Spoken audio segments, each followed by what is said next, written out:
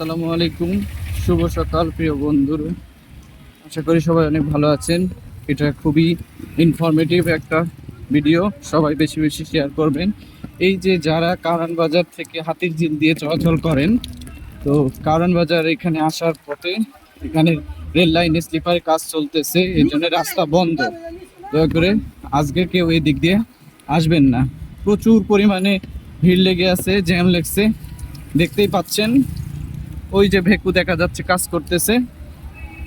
So রাস্তা বন্ধ, দয়া করে কেউ এদিকে আসবেন না, অন্য রাস্তা দিয়ে চলাচল করবেন।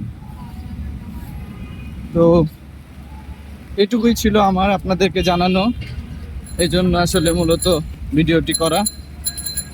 ধন্যবাদ সবাইকে।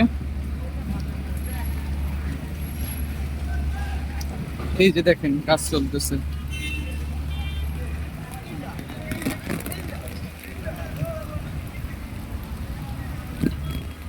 একদম রেল লাইনের কাজ চলতেছে।